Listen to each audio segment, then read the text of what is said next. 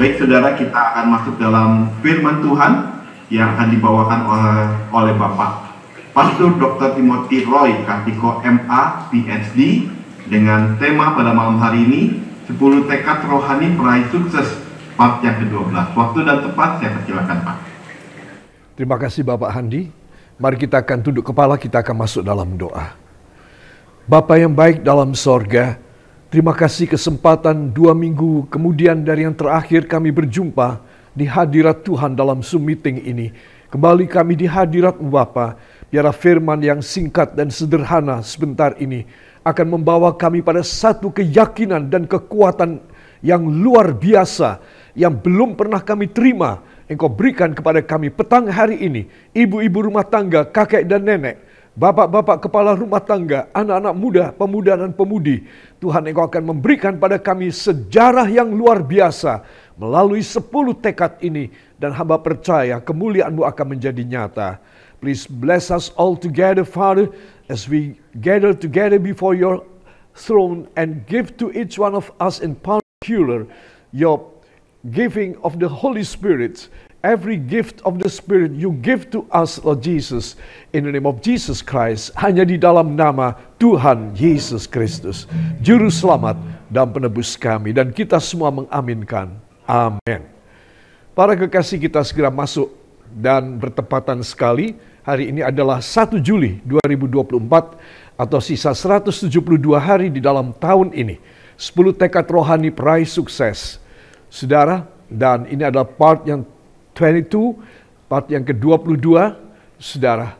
Dan jangan lupa, kalau saudara lupa, mohon malam ini di rumah saudara buka Yosua 1 ayat 8 dan 9 sebagai ayat pada tema sentral kita. Ya, saudara. Para kekasih, saya ingin mengajak untuk kita memperhatikan berikut ini, ya saudara, pada subtema kita. Nah, pada part 21, 2 minggu yang lalu, saya memberi subtema, saudara, karena kita lebih spesifik mengenai soal prospek mulia. Ya, saudara. Jadi, kalau orang bertekad untuk sukses, maka orang itu harus punya pandangan ke depan. Harus punya proyeksinya apa? Targetnya apa? Saudara, kalau seorang berdagang, buka lapak, buka warung, buka toko, saudara, dia cuma memikirkan aku dapat duit supaya aku bisa makan, aku bisa nabung, aku bisa menyimpan uang, membeli ini itu segala macam. Jadi dia punya prospek, dia batasi hanya sampai dapat duit, bisa nyimpan uang, maka dia akan stuck. Dia pasti akan ditelan oleh saingan-saingannya. Akan mengkooptasi dia akan ada di bawah, dia akan dibeli, dia akan dikasih utang sehingga dia tidak bisa bayar dan perusahaannya akan diambil oleh orang lain. Dia tidak boleh mempunyai cita-cita, dia harus dapat duit. Itu salah, saudara. Dia harus punya cita-cita, perusahaanku ini harus besar. Saudara, beda kan? Untuk bisa mendapatkan uang banyak, nanti dengan sendirinya. Tetapi sekarang ini yang masalahnya adalah dia ingin lebih cepat dapat duit. Maka dia akan menggunakan segala macam cara. Pesaingnya, konkurennya tidak terima. Loh, kamu ini baru muncul, tahu-tahu sudah mau mengancam kami semua.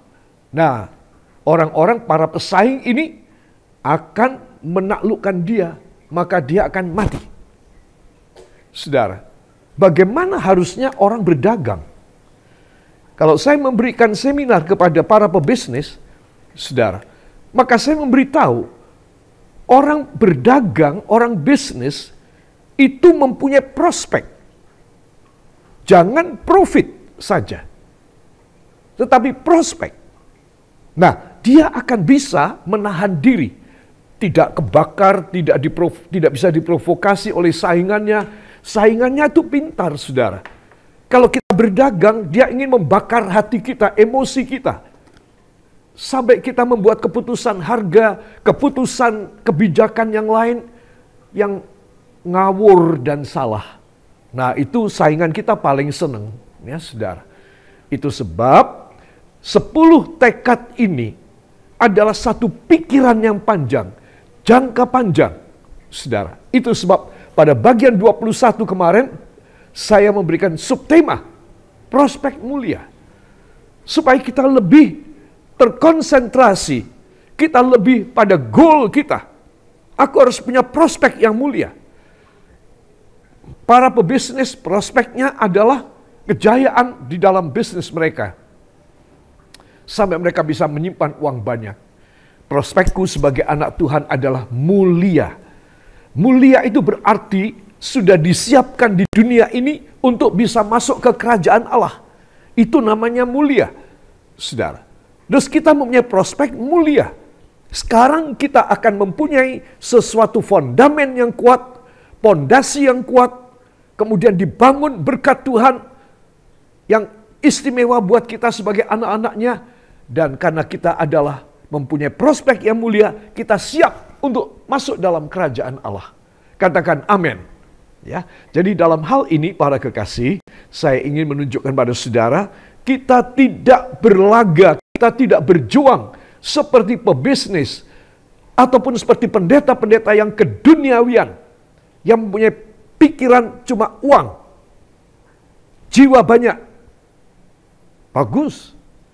Tetapi kalau dia memikirkan soal uang banyak, itu tidak bagus, saudara. Makanya saya perlu Roh Kudus mengajari saya untuk memberi satu subtema, yaitu prospek mulia. Hati-hati, kau jaga anakku.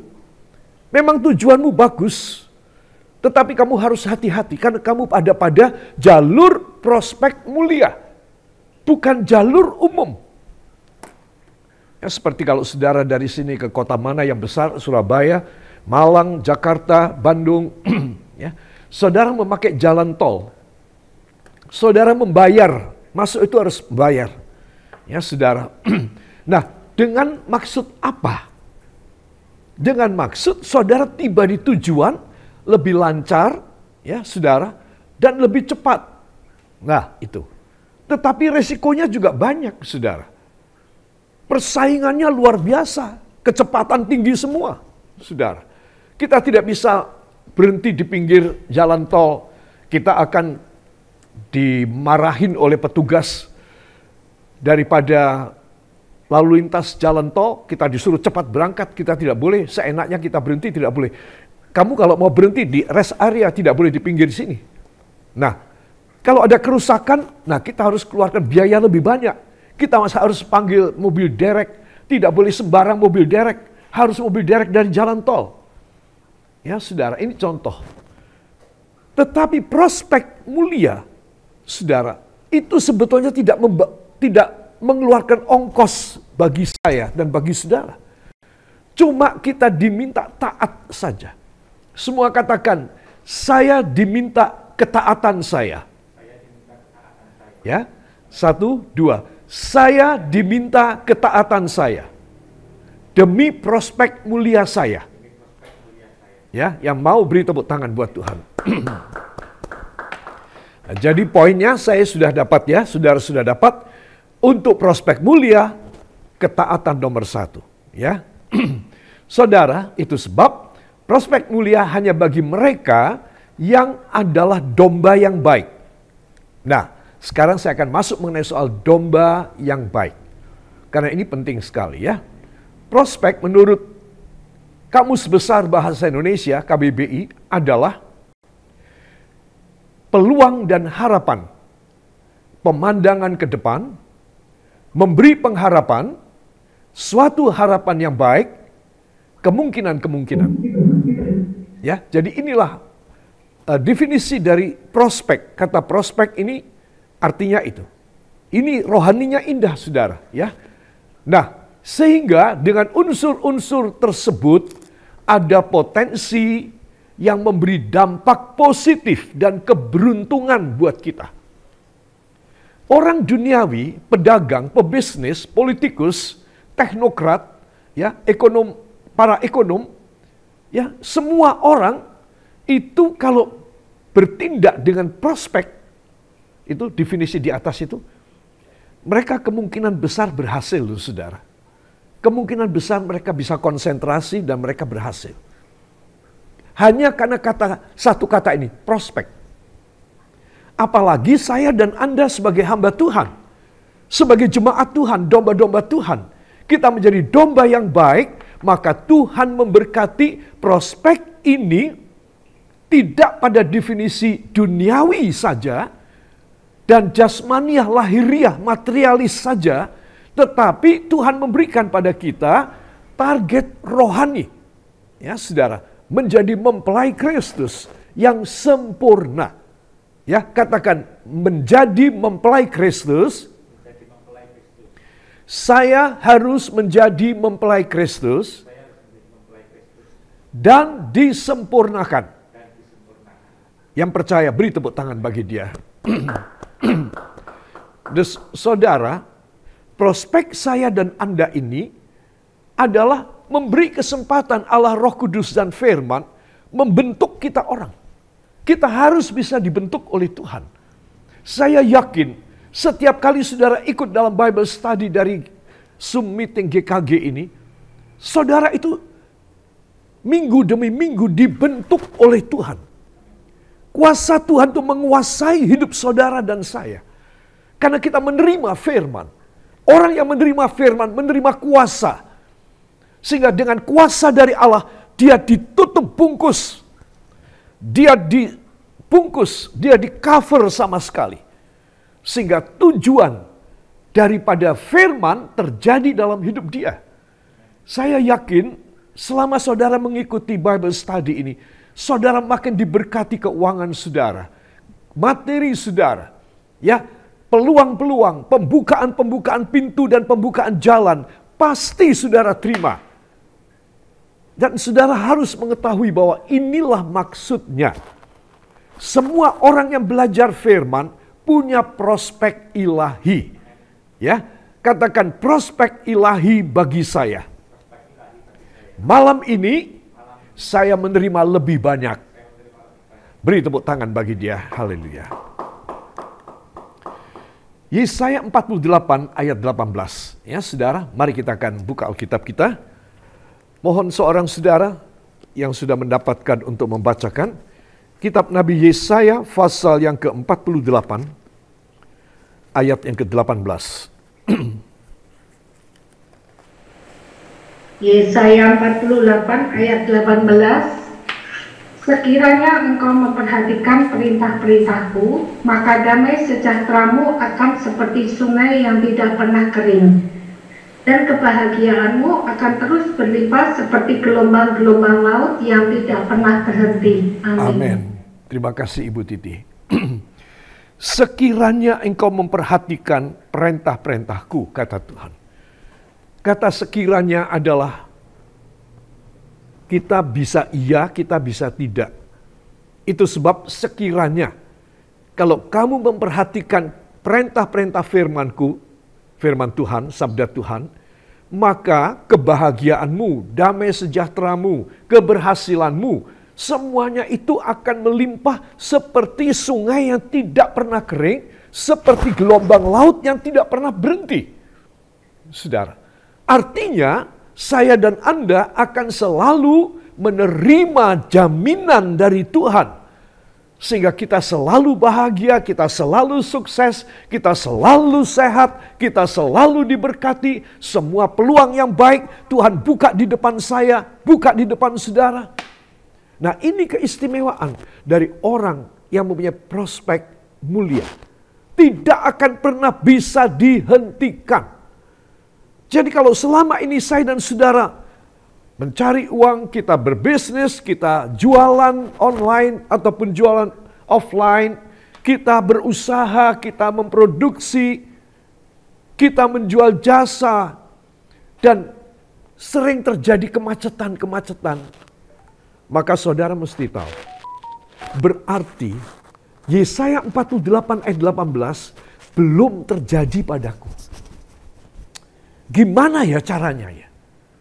Kalau aku gini terus sampai mati, aduh, aku nggak suka hidup gini. Hidup sekali aja setengah mati, aku tidak mau. Saudara harus menantang niat saudara. daging saudara, kemauan jasmani saudara, untuk saudara menaklukkan itu semuanya dan berkata, mulai sekarang aku harus selalu angkat tangan dan aku minta Tuhan bekerja bersamaku. Aku harus sukses. Sebelum aku mati, aku harus menerima segala anugerah dari Tuhan dalam hidupku.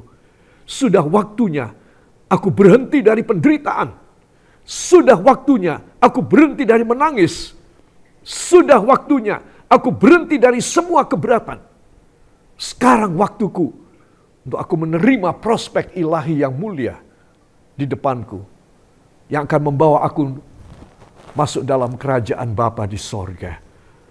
Itu sebab para kekasih, apa yang saya dan saudara akan pelajari pada malam ini adalah sesuatu hal yang luar biasa. Perhatikan, prospek mulia hanya bagi mereka yang adalah domba yang baik. Katakan, saya harus menjadi domba yang baik. Saya harus menjadi domba yang baik. Yuk semua ya. Saya harus menjadi domba yang baik. Saya harus menjadi domba yang baik. Ya, saudara. Itu penting sekali.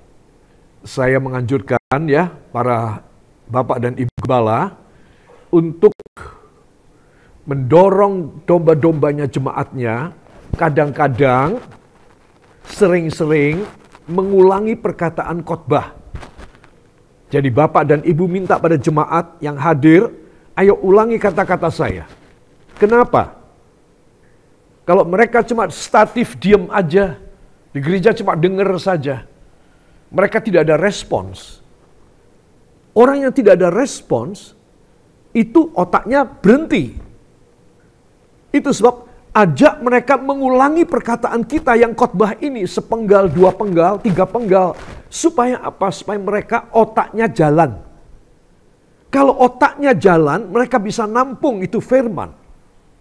Roh Kudus bekerja menorehkan di loh hati mereka. Tetapi otak mereka juga jalan, saudara. Tetapi kalau disuruh menirukan, mereka tidak mau bicara, mereka membisu, percuma. Karena otak mereka juga tidak akan bekerja.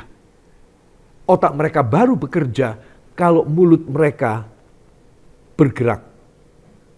Maka syaraf-syaraf yang ada pada rahang, syaraf yang ada pada tenggorokan, yang paling dekat dengan otak, itu langsung aja dalam tempo sepersekian detik sudah terekam di otak. Orang membicarakan dan melafalkan kalimat-kalimat Allah, firman Allah, langsung dia masuk di otak. Kenapa? Karena mulutnya, ya lidahnya, ya selaput suaranya, ya saudara, kontraksi pada lehernya, itu direkam di otak.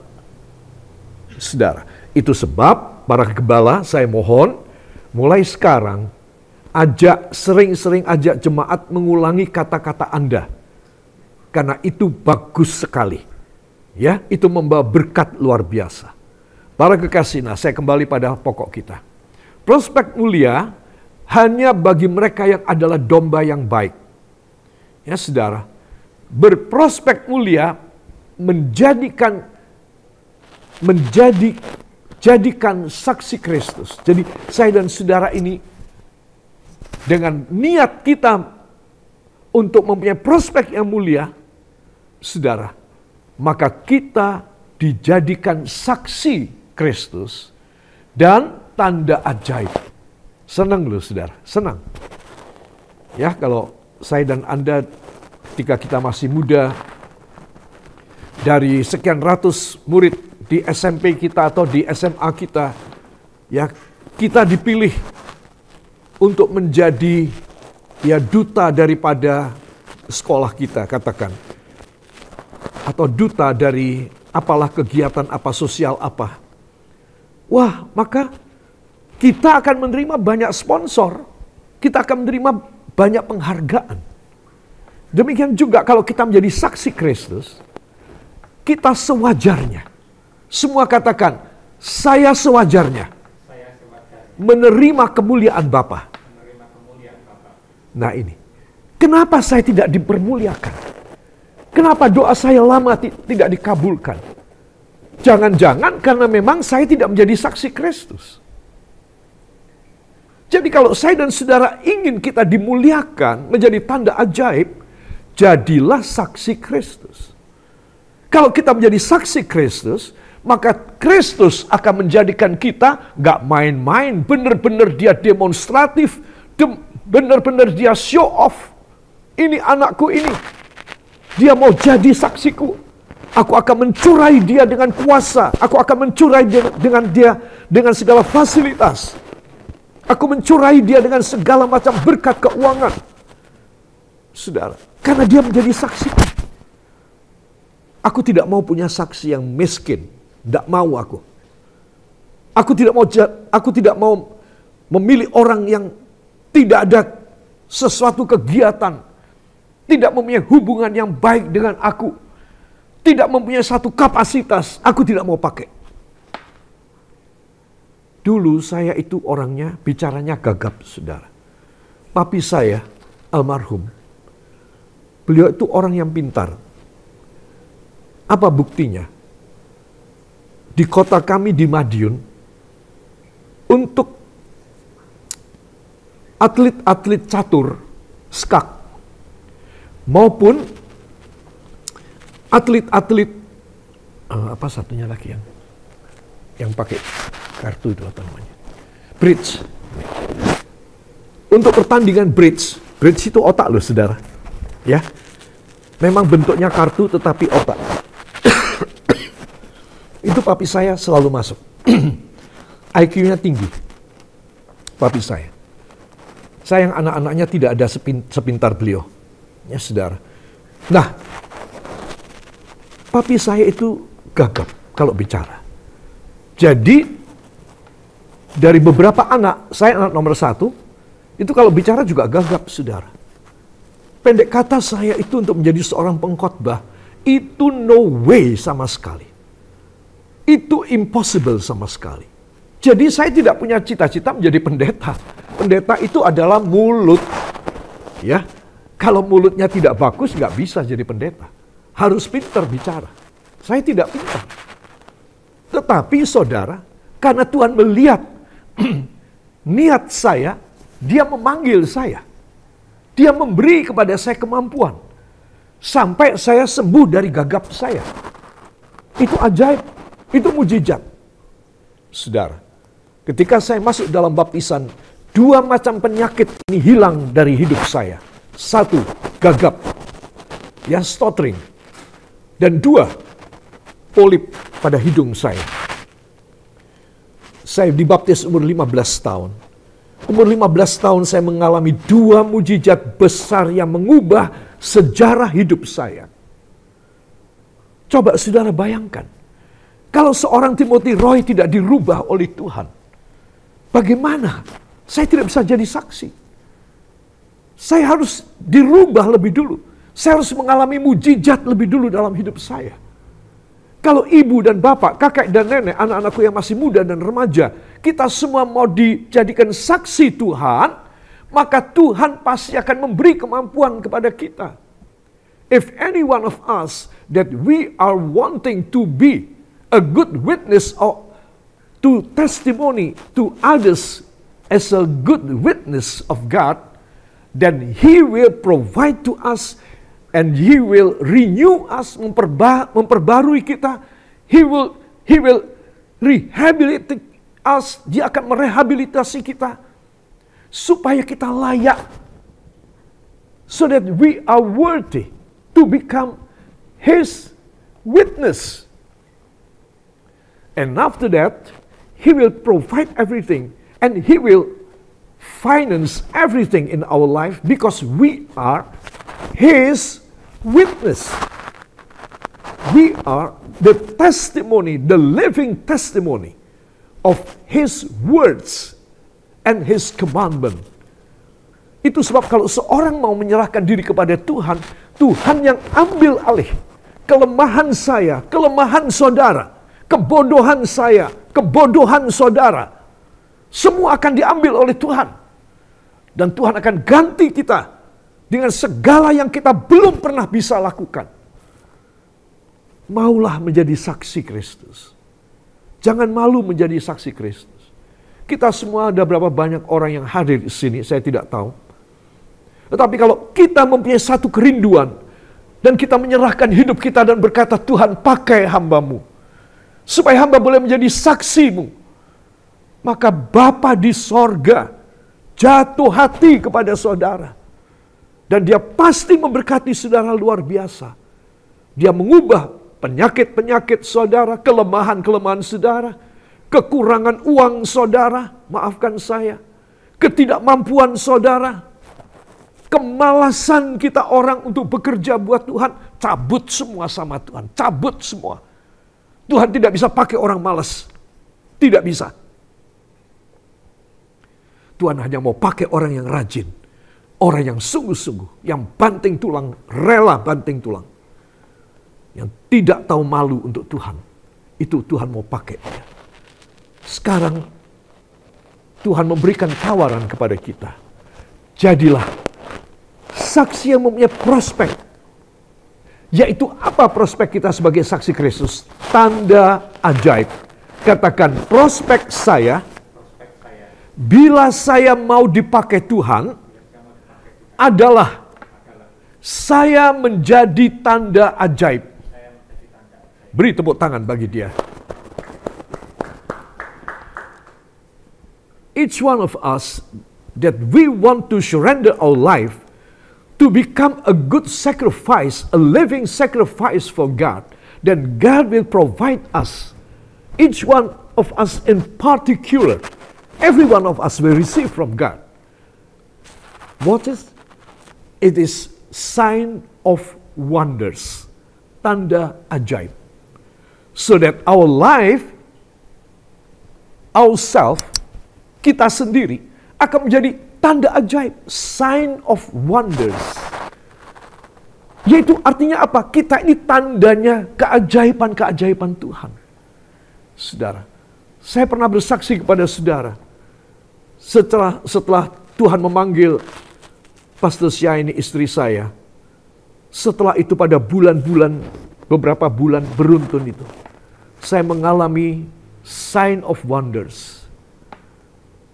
Saya betul-betul merasakan bahwa mujizat itu menyertai saya. Tuhan mengentertain saya. Tuhan mau menyenangkan saya. Tuhan mau menyenangkan saya ketika hati saya susah. Dengan menjadi sign of wonders. Saya bersaksi kepada saudara, bagaimana saya masuk pada office saya pada jam 3 pagi, setengah 3 pagi itu. Saudara, tiba-tiba kaki saya itu masuk pada air kira-kira 40 cm. Saya kaget sekali. Bagaimana office saya itu di lantai 2 bisa banjir, saudara. Langsung pikiran saya itu tertuju pada listrik.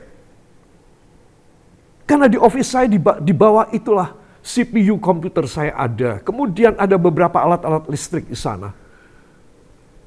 Wah, saya sudah terlanjur masukkan kaki saya dua-duanya di dalam air 40 cm. Dan saya merasa harusnya aku mati di sini.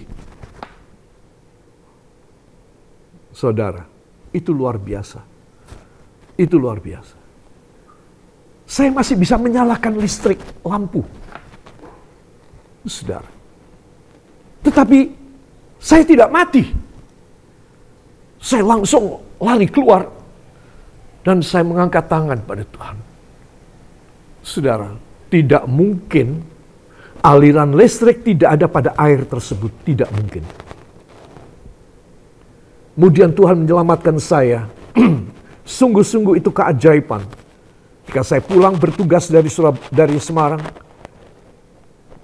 mengajar Semarang, Ungaran, maka saya pulang itu kira-kira sampai di tempat kejadian itu, saudara, itu kira-kira 6:30 malam, sudah gelap. Dan ada satu jeep yang besar, saya tidak tahu, karena itu kecepatannya tinggi. Saya nggak tahu bagaimana dia itu sudah hampir menghantam saya, tapi saya berteriak, Jesus! Dan Tuhan tuh mengangkat mobil saya yang besar ini. Saya merasa saya itu di ketinggian. dan kemudian landing di depan dengan selamat. Saudara, di sebelah kiri saya itu batu yang besar. Sekarang itu semua sudah dirombak menjadi jalan tol arah dari Semarang ke Secang menuju ke Jogja. Tapi saya tidak bisa lupa tempat kejadian Tuhan mengangkat saya dan mobil saya itu terbang dan membuat saya landing kembali dengan selamat. Itu setelah istri saya tidak ada. Dan Tuhan mau memberi bukti kepada saya bahwa kamu anakku, kamu tidak sendirian. Aku selalu bersama dengan kamu sampai pada kesudahan alam. Menjadi tanda ajaib itu adalah sesuatu hal yang Tuhan mau berikan kepada orang-orang siapa? Orang-orang yang mau menjadi saksi Kristus. Itu sebab di bawah ya, hanya bagi mereka yang adalah domba yang baik. Jadilah domba yang baik. Katakan bersama saya harus menjadi, ya semua ya, supaya saudara tidak ngantuk ya. Semua harus katakan, saya harus menjadi domba yang baik. Beri tepuk tangan bagi Tuhan. Saudara, ada banyak keajaiban yang Tuhan mau lakukan pada saudara. Jangan kecil hati. Saudara hanya kepikiran soal uang, saya kasih tahu ya. Itu hanya soal kecil saja. Orang yang khawatir tentang uang itu hanya dia mengkhawatirkan hal yang kecil sekali. It's just so small things before the eyes of God. If we only thinking about the money and our living cost dan biaya hidup, itu hanya kecil saja. Pikirkan sesuatu yang besar, saudara. Yaitu apa? Menjadi tanda ajaib.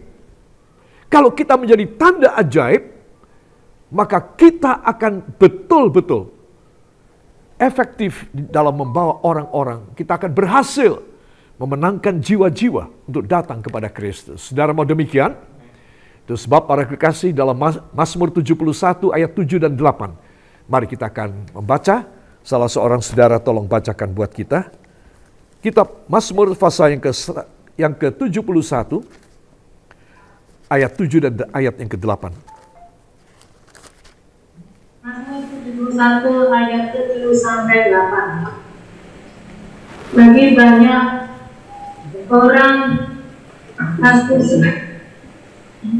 banyak orang aku seperti tanda ajaib. Karena engkaulah tempat perlindunganku yang kuat. Mulutku penuh dengan puji-pujian kepadamu, dengan penghormatan kepadamu sepanjang hari. Amin. Terima kasih Ibu. Saudara yang kekasih, di sini kita melihat ayat yang ke-7. Bagi banyak orang, aku seperti apa saudara? Tanda ajaib. Jadi saudara bukan untuk diri saudara sendiri, tapi untuk orang lain. Tanda ajaib. Ya, saudara. Kemudian, karena engkaulah tempat perlindunganku yang kuat. Nah ini tadi. Ya, dua kesaksian saya setelah Pastor Syaini bersama dengan Bapa di sorga. Saudara, maka saya mengalami tanda-tanda ajaib.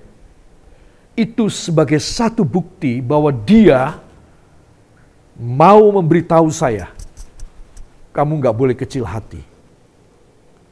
Aku menyertai kamu sampai pada kesudahan alam. Saudara. Dan itu tanda ajaib. Sehingga semua orang menjadi mengagumi kuasa Allah. Ya, bahwa kita ini orang yang lemah, tetapi ada yang sangat kuat yang bisa mengangkat kita, yang bisa memberi kepada kita sesuatu protection yang luar biasa. Ya. Kemudian dengan ayat ini saudara, saya ingin supaya kita semua memperhatikan mengenai soal Yesaya 60 ayat 1 dan 5. Ya. Yesaya 60 ayat 1 dan 5. Tolong seorang saudara bacakan.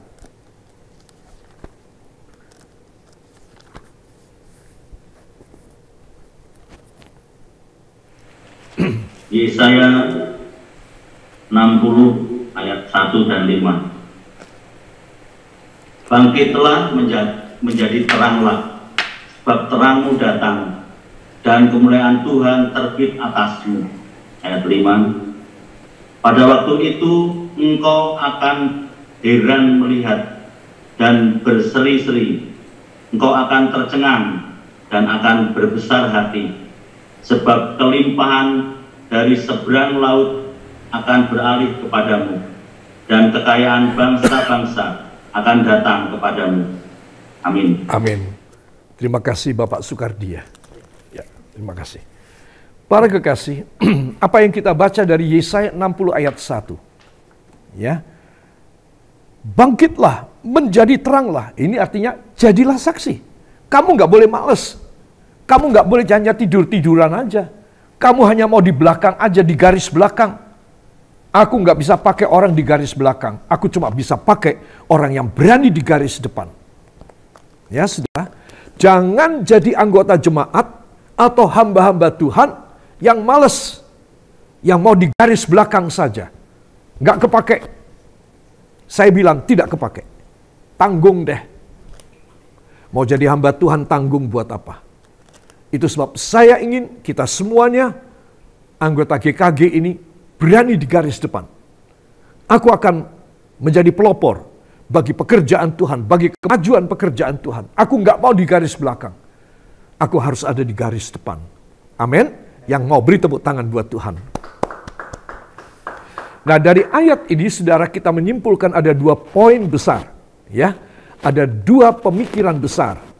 Ya, saudara, ya di sini saya ingin supaya kita 2 hal ini.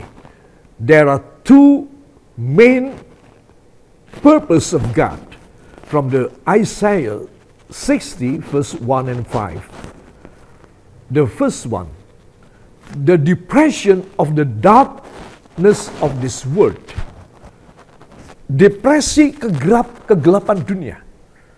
Artinya akan tiba waktunya, ya, tiba waktunya dunia ini begitu gelap sehingga orang-orang yang ada terang itu menjadi titik fokus dari masyarakat untuk datang kepada Tuhan. Ya saudara, jadi di mana ada terang, di situ orang akan berkumpul untuk mencari terang itu. Ya saudara. Nah, siapa terang itu? Terang itu adalah orang yang diurapi oleh Roh Kudus. Kita nggak bisa menjadi orang yang terang di luar kuasa Roh Kudus. Itu nonsense banget. It's just very impossible at all. That's why we have inside God's light. So that every one of us be a good light to this darkness around us. Saudara, kalau kita menjadi terang di tengah-tengah, di antara kegelapan, nah, kita bisa mengalahkan depresi kegelapan dunia. Kata depresi ini adalah kata yang sangat cocok. Bahwa dunia ini dalam tekanan kegelapan, saudara. Coba sekarang bagaimana? Ya, negara Amerika Serikat itu adalah pengirim misioneri terbesar di dunia. Sejak 2 abad. Abad 20, abad 19. Kita sekarang abad 21. Dan selalu presiden-presidennya adalah orang-orang yang takut kepada Tuhan.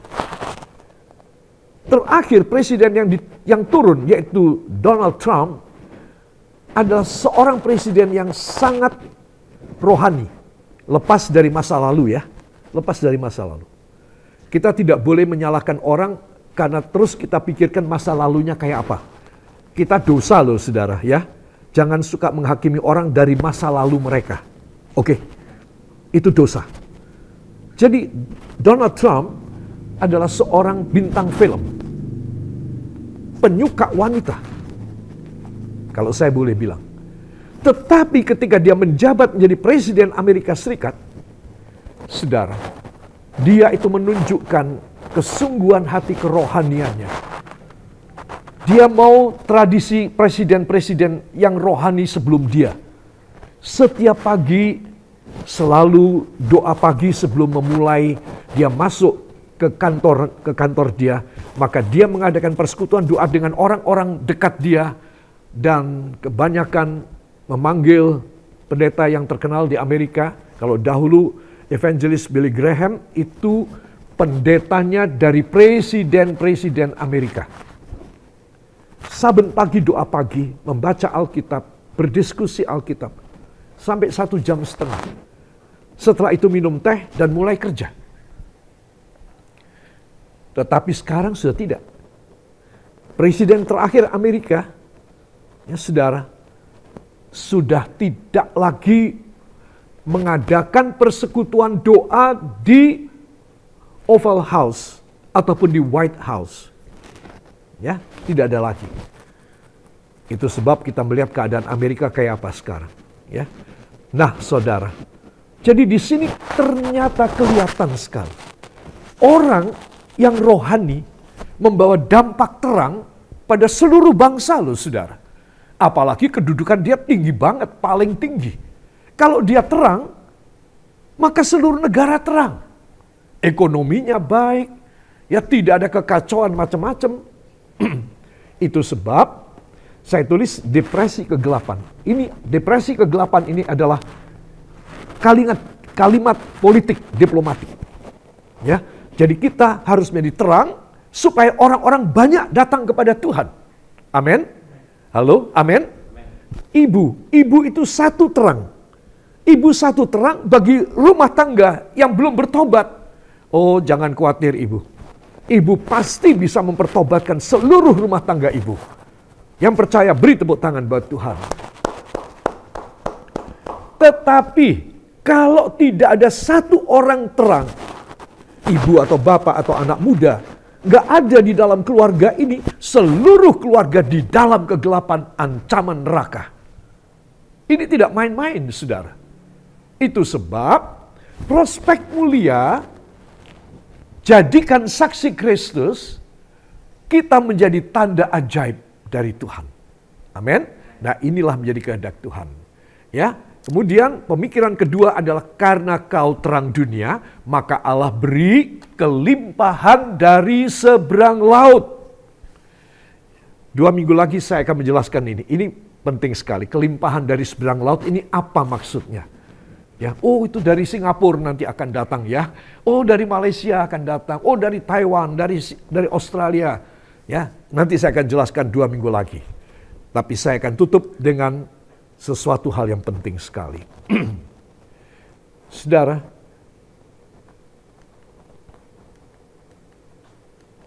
ini saya tunda. Ini saya tutup di sini. Why? Kenapa harus jadi domba yang baik? Ya, domba yang baik itu gimana, saudara? Roh Kudus yang mengajari kita ya. Nah, Yohanes 10 ayat 4, 5, dan 14 disebutkan bahwa gembala yang baik itu menggembalakan domba-domba yang baik. Dan domba-domba yang baik adalah domba-domba yang mengenal suara gembalanya. Suara siapa, saudara? Gembalanya. Mengenal. Tetapi orang asing, domba-domba nggak kenal. Bahkan melarikan diri dari dia. Nah, di sini, ini rahasianya. Saudara. Jadi, bagaimana kita menjadi domba yang baik? Yaitu kalau kita mengenal suara Tuhan. Suara firman. Melalui gembala saudara. Melalui pastor saudara. Pembimbing rohani saudara. Saudara mendengar suara Tuhan. Lalu saudara tunduk dan taat untuk dibimbing. Nah, inilah sesuatu hal yang penting ya. Coba sekarang kita akan melihat satu video singkat. Domba yang baik itu mengenal gembalanya yang asli. Yang sok gembala tidak diikuti oleh dia. Kita akan lihat sebentar.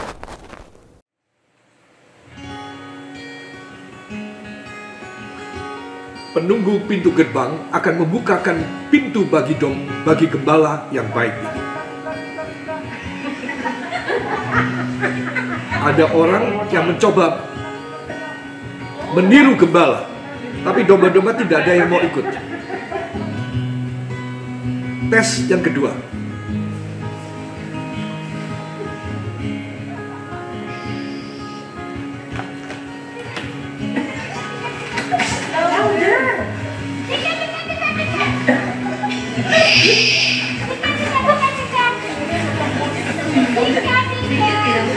Orang yang kedua, domba juga tidak ada yang mau ikut. Yang ketiga,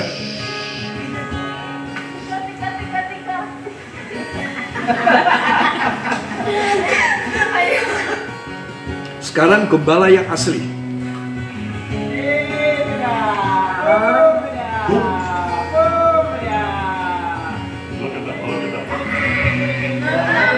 Tuh, domba-dombanya langsung nyaut.